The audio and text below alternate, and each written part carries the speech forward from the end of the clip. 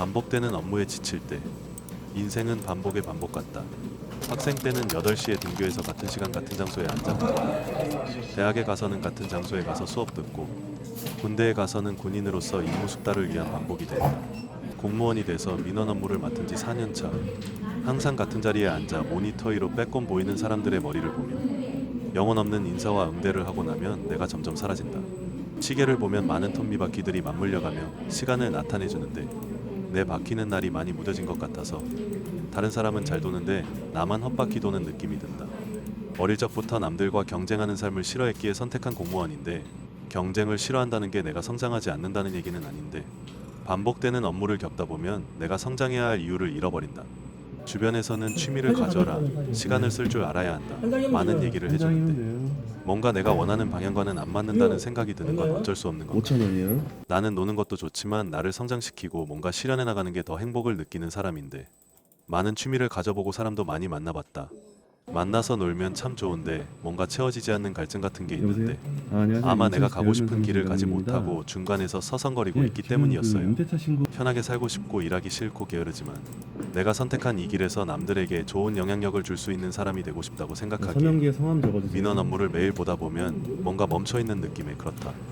나는 자기 발전이 필요하다.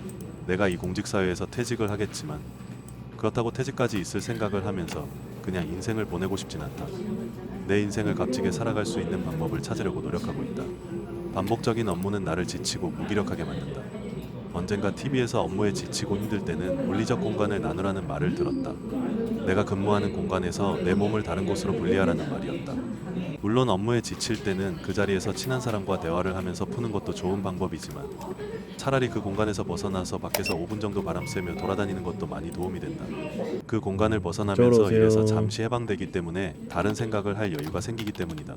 친한 사람과의 퇴근 후 술자리, 어딘가로의 여행도 도움이 되긴 하지만 응급처치 같다. 잠깐의 본인 일탈의 해볼 수 즐거움은 있어요. 쉽게 그쪽으로 회피하게 되기도 한다. 난 성장하고 싶고 나의 성장으로 인해 내 주변 사람에게 선한 영향을 줄 수 있는 사람이 되고 싶다. 나의 삶은 직장에서의 삶과 개인으로서의 삶이 있는데 직장에서는 업무적으로 성과를 이뤄내고 싶다. 그래서 단계적으로 성과를 이루기 위해 계획을 짠다. 내가 이루고 싶은 목표를 정한다. 정부 부처에서 내가 움직여서 노려볼 수 있는 상이 무엇이 있을까? 민원제도 개선과 관련한 기관상이 있는데 대통령상이 있다. 목표를 대통령상으로 잡고 내가 할 수 있는 능력과 자원을 체크해보자.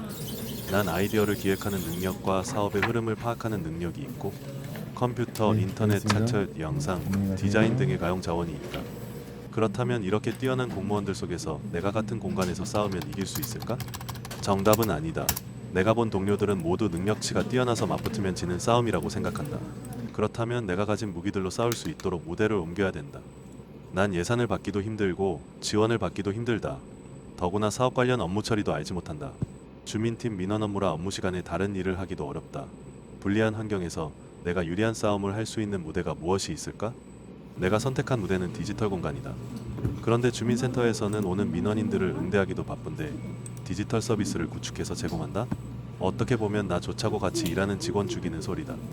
가장 최고의 방법은 나의 업무도 줄어들면서 민원인에게 도움되는 서비스를 하는 것이다. 결국 나한테 오지 않고 디지털 서비스를 이용해서 민원인이 편하게 사용해야 한다는 것인데 나는 그 방법을 QR코드와 블로그를 통해 실현하기로 했다. 주민센터에 오는 민원인에게 QR코드로 민원 안내를 하고 2일 2주에 한 번씩만 포스팅하면 관리도 쉽고 나한테 10번 올고 6, 7번만 오게 되면 성공이라는 생각을 했다. 나는 안내 덜해서 좋고 일석이조의 효과를 가진다. 목적과 방법이 세워지면 이제 그림을 그려야 할 때다. 사업계획서를 작성하고 각 달마다 해야 할 절차를 세워야 한다. 각 절차에 맞게 이루어졌는지 보고를 통해 결과를 노출하면 끝이다. 계획서를 작성할 때는 5명 이상의 사람들에게 도움을 받는다. 팀장님, 동료, 선배 등 피드백을 부탁하는데 난 꼭 가족이나 아무것도 모르는 사람에게 피드백을 부탁한다. 이렇게 만든 보고서는 나에게 그 자체로 만족감을 준다. 그렇게 차례대로 진행하면서 중간중간 만족감을 채우며 지낸다. 상을 타고 안 타고는 크게 중요한 게 아니다.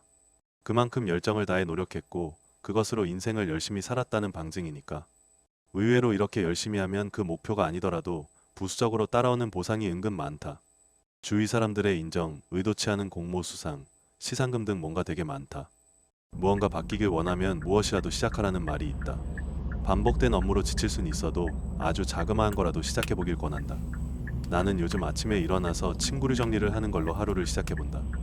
이틀에 한 번꼴로 못하기는 하는데 그래도 친구 정리를 하고 나면 그 다음 미션들이 보인다. 커튼을 걷고 바람도 쐬고 물도 마시고 그렇게 출근을 하면 아침부터 뭔가 단추가 잘 맞춰진 느낌이다.